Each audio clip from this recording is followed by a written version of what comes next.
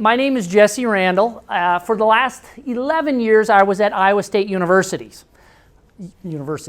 And I was the extension forester. I did some research. I worked with Dr. Laura. She doesn't admit it, but that's okay. And one of the passions that I've had for a long time is in non-timber forest products, maple syrup, Christmas trees. And so they got a hold of me to do this talk. And this is a very basic beginner talk on Christmas trees. That's very basic and beginner. No big words today.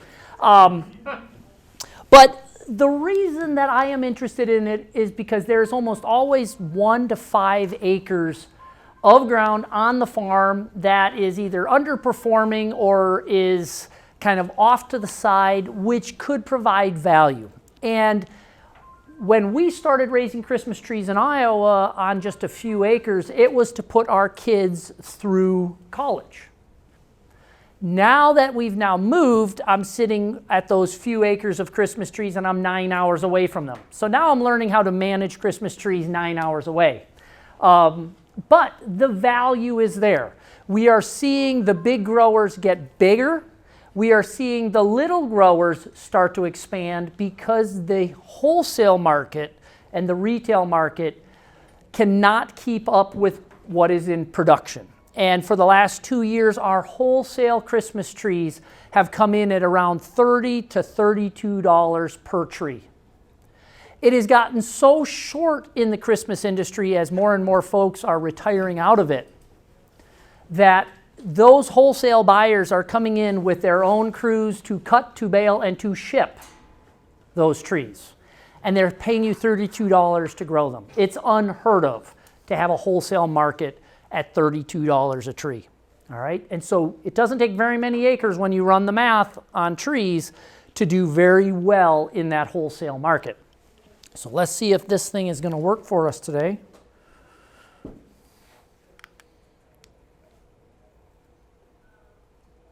Stunned black. That's not good. There we go.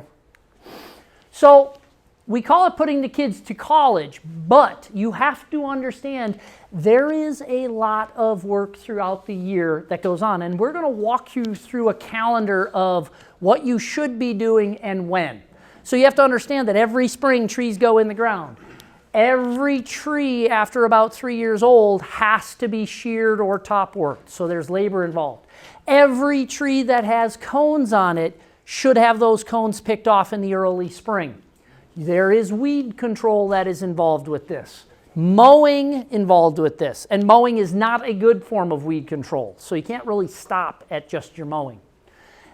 If you are going into the retail market, you better be willing to not travel around Thanksgiving time because your big sales days are after Thanksgiving every weekend until Christmas, all right? So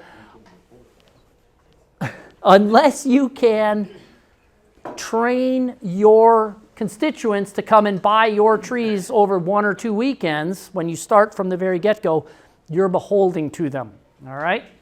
You have to get those things to survive for 7 to 12 years, depending on where you are. And that's fairly difficult if you don't do the right soils and if you don't do the right matching of the trees to the soils.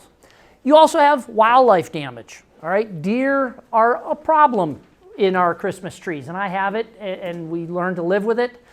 But you have insects and disease issues. So this talk, we're not going to get into all the nitty-gritty insects and disease. That's why Laura Jesse and her shop are on Iowa State's campus. When you have a problem with a disease or insect, you call them.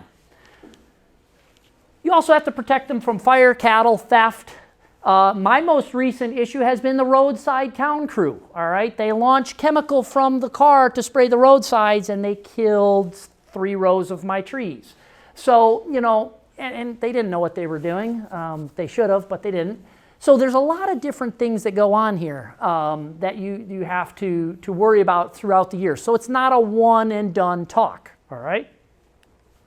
So a year in the life of a Christmas tree grower. And so this is from experience. If you have experience growing Christmas trees and you've done something different, please mention it. If you have a question or a comment, please share it. Because pretty much we're not going to get through all of the slides I've prepared anyways. I'd rather you walk away and have your questions answered or your concerns met. So please feel free to interrupt me. Just don't throw anything too hard at me. The first thing, and most all new growers, they see the ground and they say, I'm going to throw trees there, and they don't really evaluate the site. They don't evaluate the soils. All right? Did you do that? You picked a chunk of a chunk of ground and said, by God, there's going to be Christmas trees here. Okay. So that's our first problem. We really need to know our soils. And so here's our farm. And you know, I started at the worst ground possible for a Christmas tree farm. I didn't want to cut hay on it. I didn't want to, you know, there was all these other issues why I didn't want to do traditional farming with it. And I thought, perfect for trees. I've killed a lot of trees on this chunk of ground right up here, all right? Right next to a stream, all right? What do you think the soils are like? On one part of it, pretty well drained, sandy, mixed with clay lenses, floods a lot, all right? As I come up the hill, not having done a soil test, I found out years later that the town stripped all that ground off to make the bridge overpass. So I'm dealing with ground that was pretty much beat up from top to bottom. And that's my first experience of where my trees went. So there's a close-up. You can see some trees are living, some trees are dying. And then as I got smarter and have killed less trees, I decided, let's look at a soils map. And so I went to both Beacon and I went to the Web Soil Series, and sure enough, there's this really nice line that both of them threw up there. And pretty much that northwest corner part, right up in here, pretty much says don't do anything related to trees on it, okay? And here I'm putting trees on it and expecting them to live. On the Bellevue loam, on this southeast corner, much better for trees. And you can see that when you go out there. You can see the trees and the species differences now. And I'll be honest, I started with white pine and I started with firs. Now, the only things surviving are the pines and the only things surviving are the firs. So they've told me exactly what soils they like. I should have known it, and I didn't, and I wasted a lot of money at it. So right there is the actual breakdown of where the pines have survived. And yes, they are showing a little bit of yellowing because they're surviving, they're not thriving down there. And the red part is where the firs are, all right? And so we're going to talk about two major classes of Christmas trees, one being the pines, one being the firs. And we're going to talk about good things about them, and we're going to talk about bad things about each of those and why we like. What do you grow? I grow Scotch pine, no white pine because I can't, because the deer just Okay. devastate them. And then Canaan firs. Cananes, okay. And a few white spruce, concolor fir, and Doug fir. And have they all grown long enough that you've marketed them? Yes. Okay, that was going to be my next. All right, so let's talk about species selection. And this is going to be at the bare bones when you know what your soils are like and you know especially what your drainage is like. Then we need to look at what species of those trees are going to be selected for. Not in any real preference, but in Iowa, there's still a major market share of Christmas trees that are Scotch pine. There's a couple reasons why. They grow like weeds, so you can bring them to market fast, all right? And so this is one of those when you want an instant rotation or an instant payout, Scotch are really good for 2 rotations before you start to have to deal with Laura Jesse's shop, all right? Lots of diseases with Scotch pine after that second rotation, all right? So they grow fast. They are much better able and adapted to growing on heavier soils, wetter soils. So, you know, when you have a field and you might have a little bit of a micro depression and it's heavier, it's wetter, that's where you want to put your Scotch pine, all right? Now, on ours, I'm only going to go 2 rounds and then I never will plant another Scotch pine again because I don't want to have to spray it every year. I don't want to have to worry about it. I'm done. Scotch pine are great for 2 rotations and out. There are some fall color issues, all right? These guys tend to yellow up.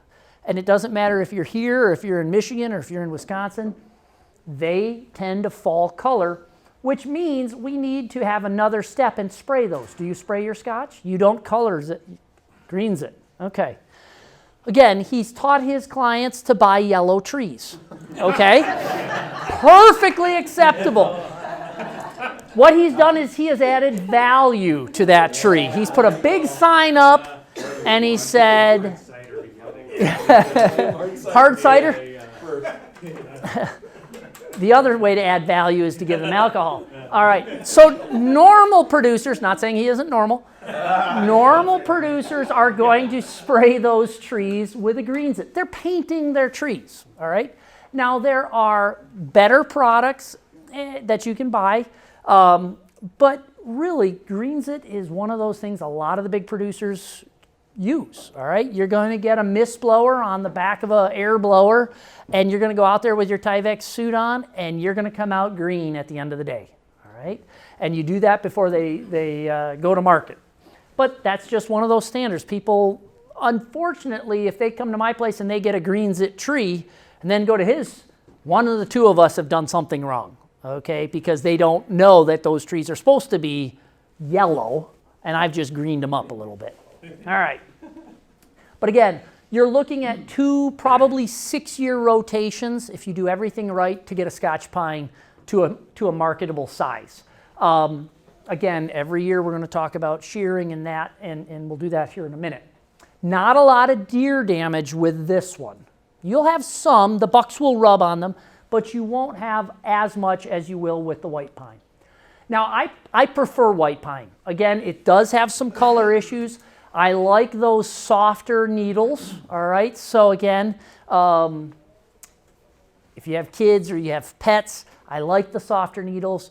They don't have really strong branches. And so if you have a lot of clients or folks you're selling to that want to carry a lot of heavy ornaments, these white pine kind of droop down, all right? And so they're not going to be able to hold it. You have to prune these a little different because the branches stay soft for so long. And so there's a smaller window with white pine than Scotch pine to shear them, all right?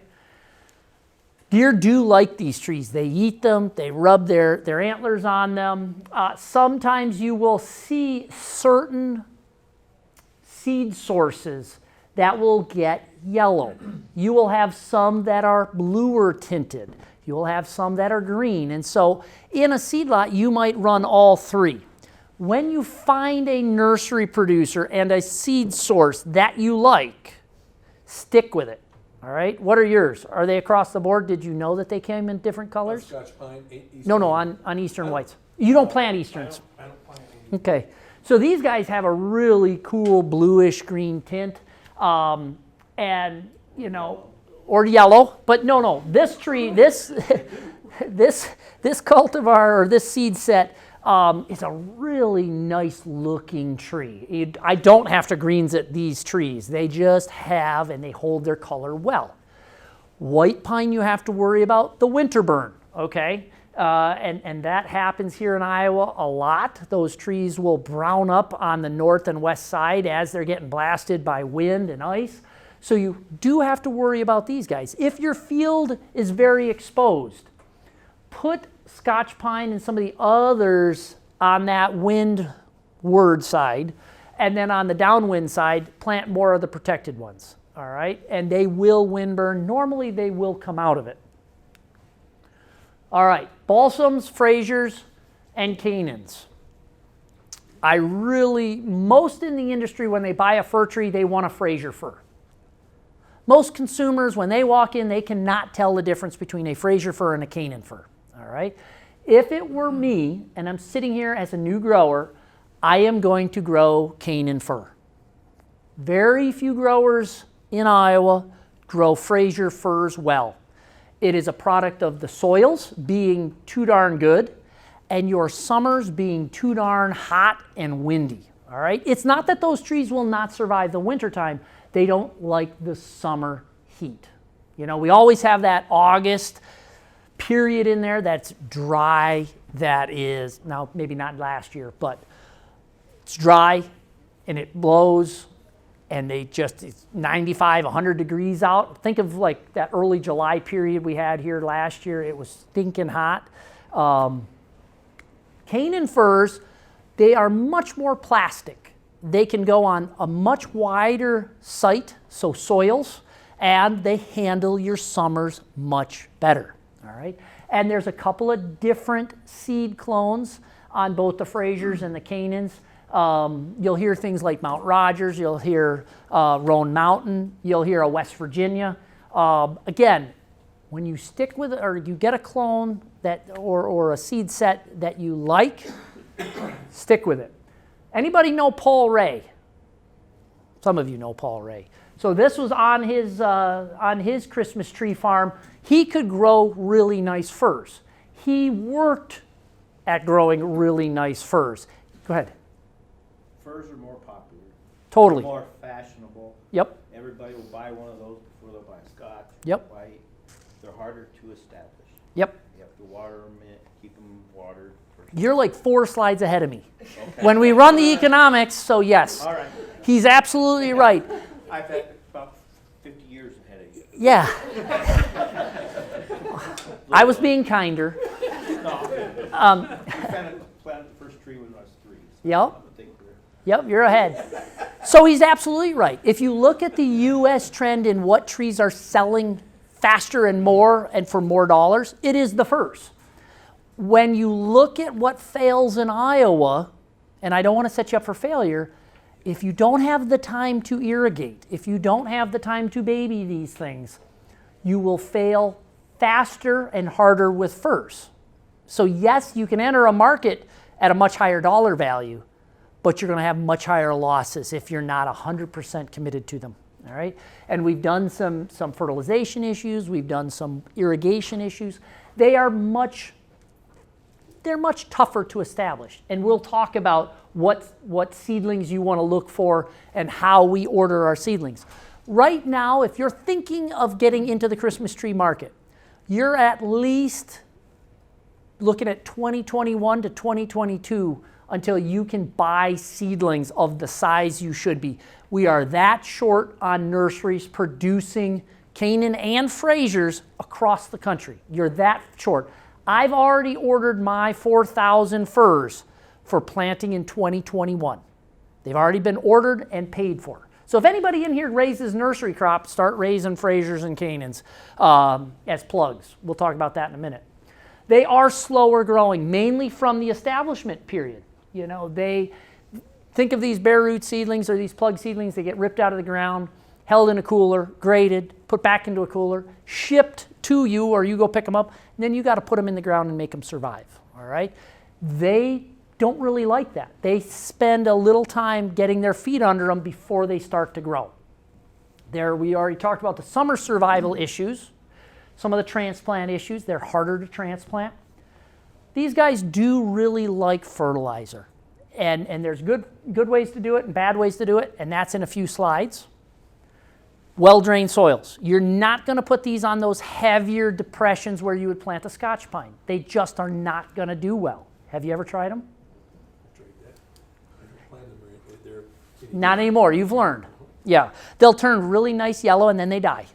Do you have a question or comment? Yeah, so you talk about soil. What about like late spring frost issues and anything, like the low spots in terms of just air or not? Is that not an issue?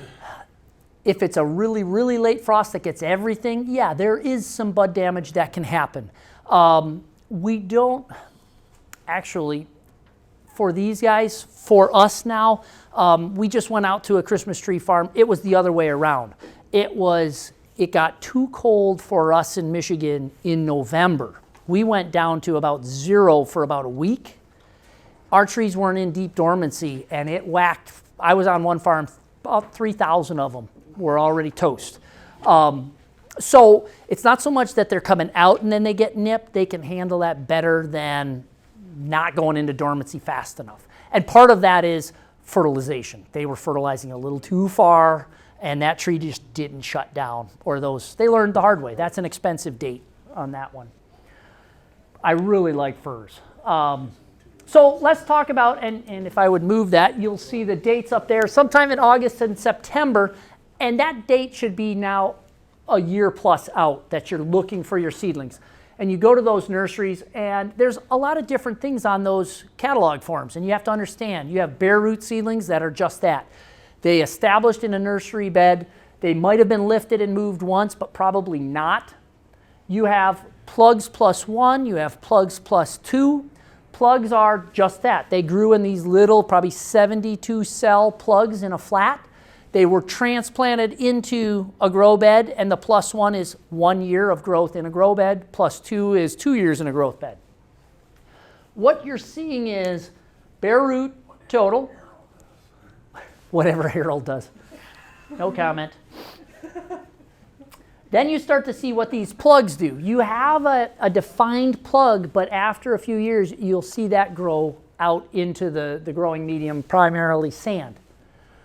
When you order seedlings, it's more expensive to order plugs +2. Only order plugs +2. Spend the money up front, and we'll run the numbers here in a minute. If you buy plugs +2, you will be much farther ahead in terms of survival. Now, if the nursery grower has done their job and their duty, they have really done a good job of matching and grading the top of that seedling to its root system. Just like all plants, you're buying the root to shoot ratio, all right? Because roots grow trees. I would love to see this root system on a 10 to 12 inch tree, all right?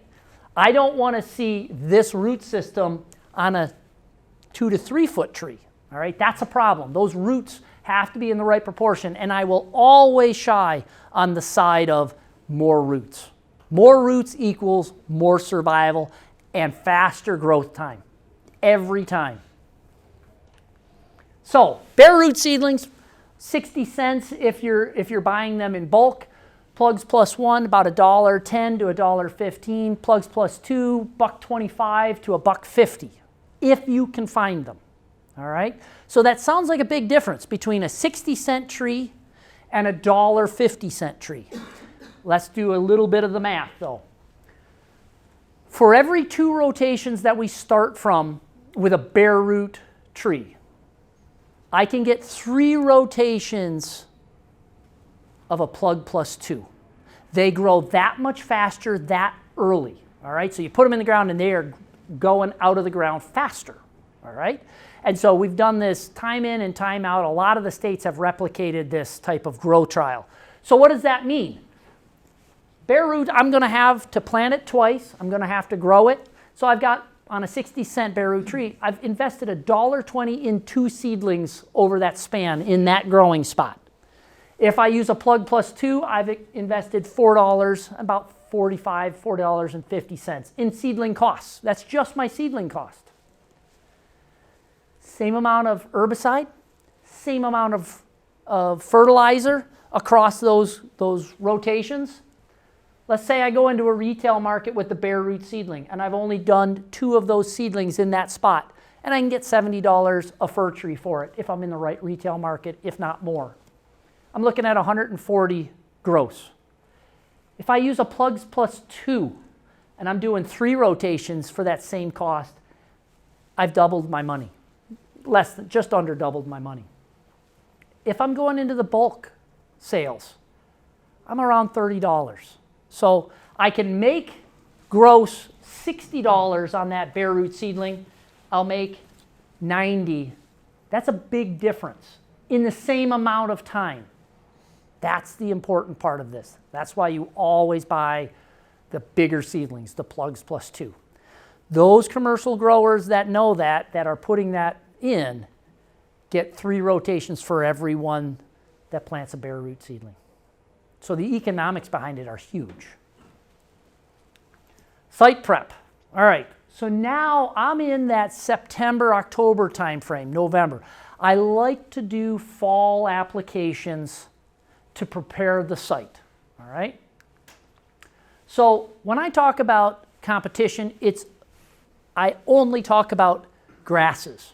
Perennial grasses are the key to getting things to survive. If you kill the perennial grasses, you have a much better chance of getting your seedlings to survive. And so, 2 ounces a gallon of Roundup, 1.5 ounces per Roundup in a strip that I'm going to plant in the fall, it translocates down into the root system. By next spring, I have a beautiful planting bed with not a lot of grass in it. Preferably, I would even have soybeans in it the year before, because then your weed control is virtually non-existent. Your stubble can be worked through. I would actually go in and put either a clover, preferably a clover-based cover crop. And if not, if I have to go with a grass, I would go with a Kentucky bluegrass. Probably one of the least competitive grasses versus a Christmas tree. All right, if you have to, in the inter areas, all right, nothing in the strip.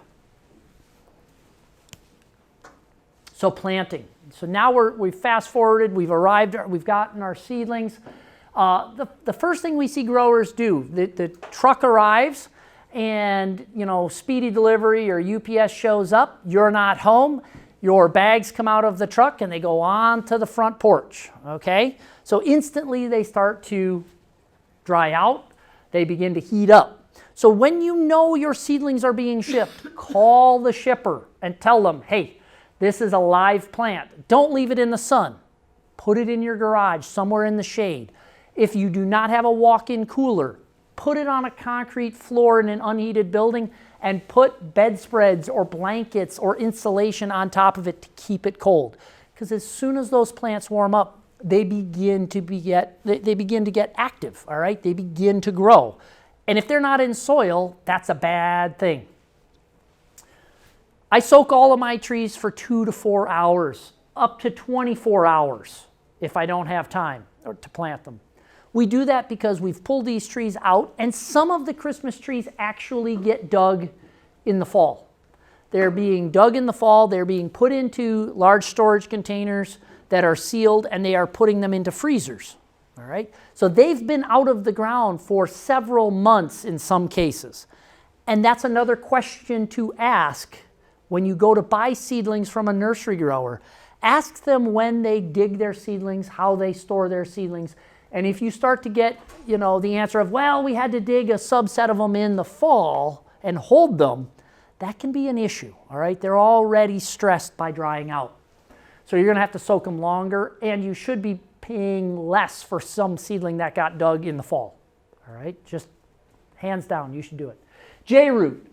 One of the biggest problems we see with growers when they get into a hurry, they undercut those seedlings to get them to form more lateral roots, more fine roots, and they begin to use older and older equipment that's duller. That knife that slides underground gets worn out. And instead of cutting the root system down here, it pulls the root system sideways underground. And that root system now forms a J. J-root systems are never going to be as good as a straight tap root system or one that's been cut off and forced to flush out. It just isn't going to do it. It's never going to thrive. Planting at the proper depth, probably the biggest issue we have with any tree, Christmas tree, ornamental tree, tree in your yard, is it's never planted at the proper depth. And on trees, there is always a break point between root tissue and shoot tissue. So take a few trees, put them into water, and you will see that orange root grade into green. That is that root collar, and that is the depth at which you plant those trees. You'd be amazed at how many people, when I put up the roots go in the ground, they smirk or they laugh. You would not believe how many Christmas tree farms I go to evaluate why their trees have died, and half the root system is sticking out, all right? We'll talk about the mechanical planters and the hand planters that they do. Are your roots sticking out of the ground? Okay, good. He isn't going to admit it anyways. So we have tree planters. Not all tree planters are designed to plant conifers, all right? There are conifer tree planters, there are hardwood tree planters, and there are hybrid tree planters. So when you go to get one or rent one or buy one, make sure it has the appropriate coulter wheel so you get the depth that you need. Make sure it has the proper shoe, and that shoe sits right down here, and it's setting the depth or the width of that planting slit, all right, making it easier or harder to get the tree in and down at the right depth, all right. You also want to look at what the packing wheels are, which closes that slit up, and it's very important that that opening closes back up so the roots don't dry out, your herbicide doesn't get down in it, voles don't run along the trail, and that it also doesn't crush the side of the seedling. So there's a lot of different settings that you have to set on a tree planter. They're not just, they arrive, you put in 10,000 trees in a day and walk away. You have to set that planter up right. Our record is 10,000 in one day, and those are cross-check seedlings because we want to be able to mow both ways. That person that rides that planter never gets off the planter, all right? You have a person driving the tractor, you have a person on the planter, and you have one or two runners that are doing just that. They are trimming the root systems on those seedlings, and they are running that to that person so they never get a chance to stand up. We let them eat lunch, and then they get right back on the planter, all right? And you can do about 10,000 a day. The vast majority of folks, when they start, are going to use a shovel, round-pointed shovel, or they're going to use one of these hand augers. I really like hand augers. I like those power augers. The only problem with an auger is you almost always plant the tree too deep, all right? Because it's so easy to just power down and you know, you think you'll be able to control it and then pull it back out. Nope. And then you put that tree in, you think it's at the right depth. Then the first rain comes along and it's 3 inches down, all right? Too deep. 3 inches plus or minus to a tree is really fatal. But they're incredibly good to get loose, friable soil and put it back down in that hole and move it around. Where we see people get in trouble with these, again, is they think that all of the soil has to go back in the hole, and by God, they're going to take a stick and they're just going to pound the daylights out of it. And so what they do is they pack that soil so tight around that root system that if you think of a root system as wanting to grow out and splay out, when they pack it so hard, they compress the roots into a nice little chamber going straight down, and those roots just have a hard time breaking out and growing out into the soil. So the first thing a tree has to do once it gets planted is establish new fine roots. And more soil compaction is worse for establishing fine roots. Are you pruning the roots before you plant them? So that's the runner's job. Yes, almost all of my seedlings that I get from a nursery have root systems. They're beautiful root systems, but they can be 2 feet, 3 feet longer than what my auger will. And so, yeah, what I do is I look at my shoe and I say, all right, I'm going to be running at about a 12-inch depth. So I don't want any of those root systems to be longer than 12 inches. So again, when you're planting 10,000, you can't take one out, chop it off, or use a clipper, throw it into a bucket. So what I do is bundles of 25. I have it on a chopping block with a hatchet, put it down. I know my 12-inch mark, chop, chop, chop, chop with a sharp hatchet, put it into a bucket of water. So I trim all of mine to the appropriate level. If I'm using a round-pointed shovel, do they make a round-pointed shovel that's 12 inches that goes all the way in the ground? No, they're about 8, 8.5. So I trim based on the equipment that I'm going to use. Are you using gels at all? So the question is, do I use a grow gel? No. I know growers that do, and I know they have great luck. Those growers that I know are using gel are on pure sand. And so there is no water holding capacity in that. And so they will add, a lot of times they'll either add a gel and it makes it a mess into the planting bucket, or they have one set of kids augering. They have another set coming through with that liquefied kind of gel that they put in the bottom of the hole. Then they have another crew coming through and planting. The ground that we have does not need, it has enough clay content and loam that we don't have a drainage issue. And so some growers have to, or they're just not going to be able to grow, but the vast majority are not. Do you? Well, we did for several years, and then we ran into some problems when the trees were dying. We talked to somebody from Michigan, they said they're using gel. I said, yeah. And she said, what kind of soils do you have? We were holding the water too much. Yeah. Killing the roots because there was too much water. What we were trying to solve, we just did the opposite.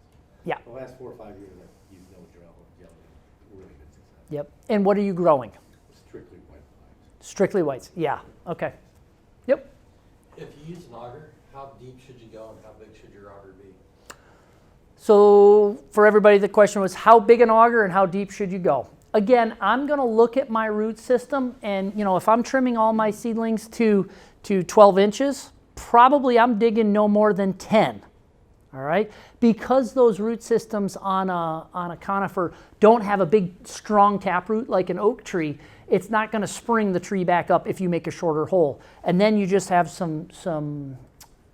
you're at depth at about 10 inches. You have those roots, they may splay out a little bit, and you fill it back in, and you probably are not going to have that sink out of sight. So I would not go, you don't go as deep as the root system is trimmed. You go just a little bit shallower. And then in terms of auger size, I'm going to use, on mine, I have a 3-inch auger. All right, and most of those roots are going down, and I'm really careful about who gets to plant trees because I have that hole. I don't want them to restrict that anymore. I'll actually use loose friable dirt to sprinkle it and get those roots to spread out like we talked about. So a 3-inch or a 4-inch auger is all you need. Yep. And anything more than 4-inch on one of these power heads, you're making the power head work too hard and you're taking too long. I run out a line and it's marked, on my spacings. So I plant 5 foot within the row and I plant 6 feet between the rows. All right. I came up with that spacing because I use a 48-inch lawnmower on all of my stuff. So 6 feet gives me a good clean path that I can mow. 5 feet within the row, I'm trying to maximize my per acre number of trees. And especially with firs, I'm using a taller, narrower tree. And you'll see that here in a few slides, what I mean by the taper of that tree.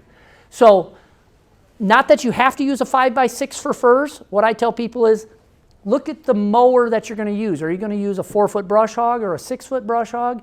And then you set your row width accordingly. And then within that, 5 feet is probably a good number between trees in the row if you're growing firs. 6 feet to 7 feet if you're growing the pines, because they by default are going to have a form that's a little bit squatter. What's your trees spaced at? 6 foot. 6 by 6. So you're running probably 1,200, 1,100 trees per acre. Now, do Ish. you interplant them? Or do you always fresh plant when clear out a whole planting and replant, or do you ever interplant? So the question is, do you block plant? So you plant one, you take it all the way through, harvest, and then it's gone. I block plant. From the efficiency standpoints, I know I'm coming in and I'm shearing all of it. I know I'm going to sell all of it. If it doesn't get sold that year, it gets turned into a value-added wreath.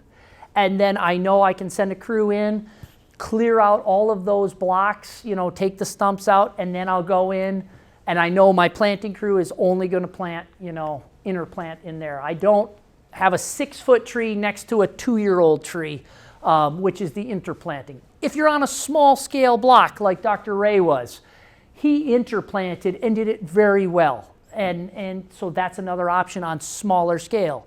Paul put his 2 kids through college on 2 acres of trees. He had 2 rotations by the time they went to college, and he paid for their college education. And so it can be done. The firs, on my 5x6, I'm running, I think, 13 or 1350 per acre. So you can do the math, 1,350 per acre, $30 wholesale tree. I should be able to get a fir to market in 8 to 10 years here. One more question on the auger. Yeah. I have a personal auger on the back of the small tractor. Would that work, or do I need to go with a smaller auger? Would that? It'll be work. good? It'll work. No, the hole won't be too big.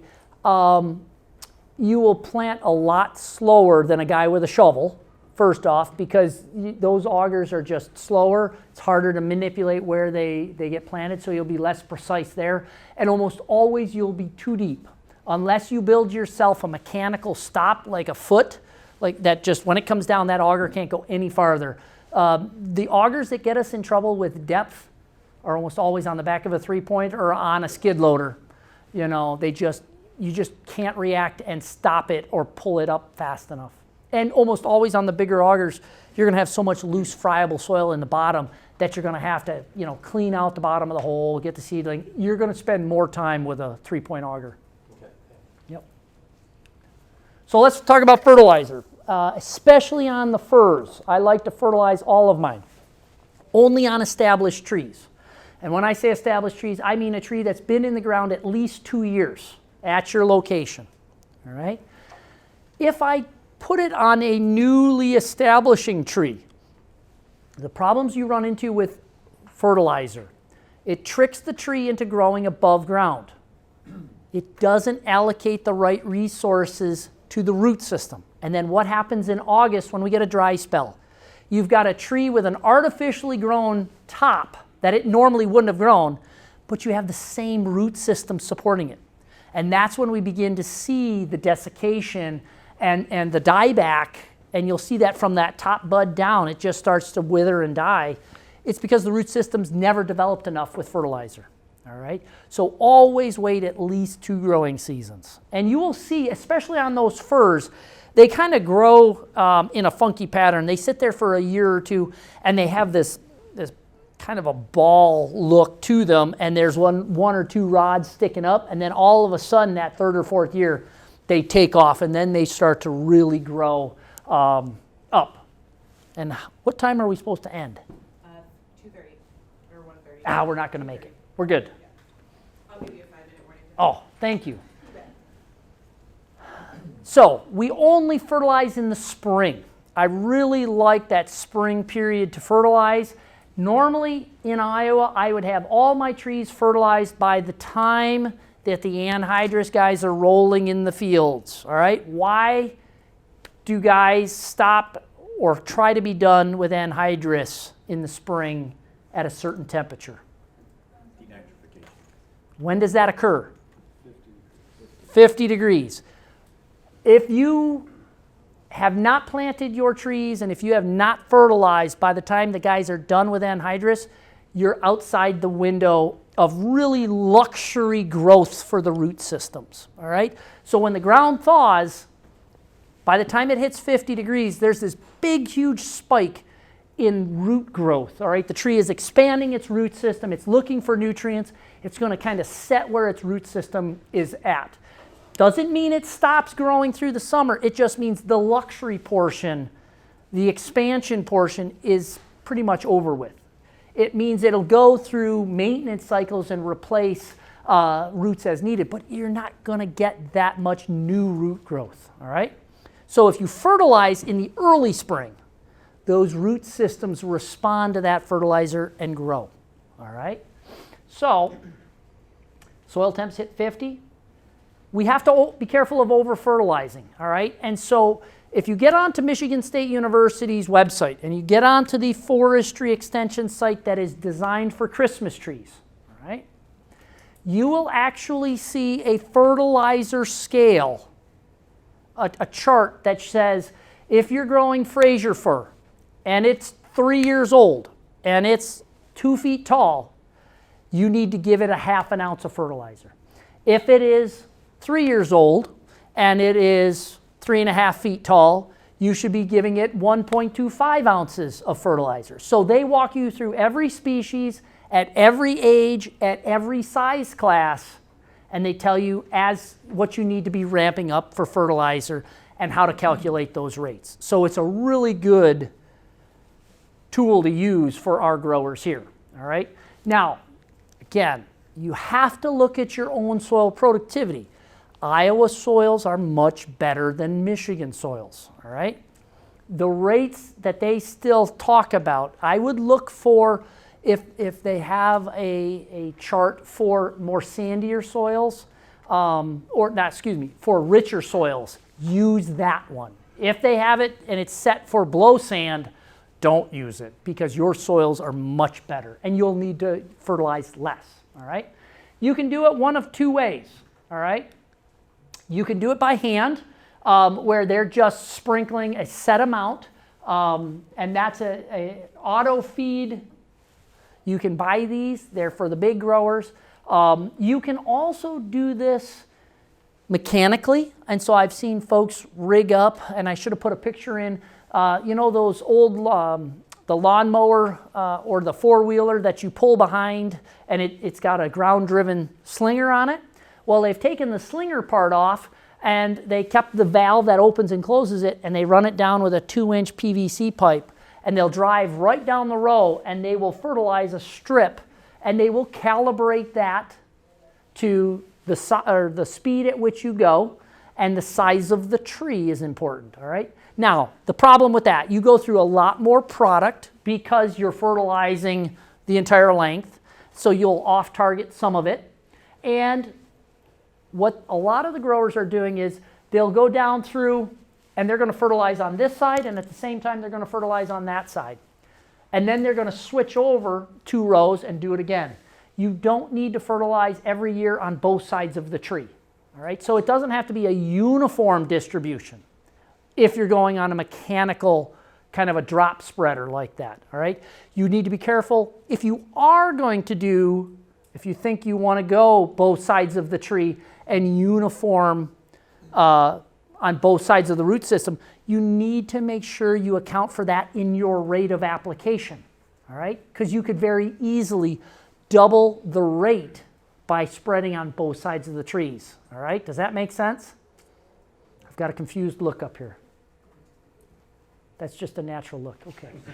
I'm sorry, I'm picking on you. It's okay. Weed control. Again, if you're going to go into Christmas trees, you have to do weed control, all right? You might as well just give me the money per acre if you're not going to do weed control, all right? And when I say weed control, I mean perennial grasses, all right? If you came by my Christmas tree farm end of July, end of August, you will think I have done no weed control because all of the foxtails and all the annuals are growing. I love annual weeds. They don't bother me at all, especially here. They provide me some shade. They provide me some hiding from the deer. I really only ever worry about perennial grasses. So when I come in, I plant my trees, and then I follow up. I prefer, if I can, wait for one rain event so I know that the soil has settled around the root system. And I'm going to use a cocktail.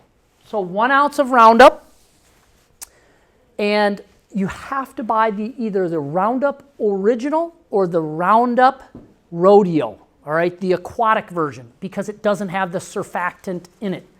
Surfactant is really bad for conifer trees.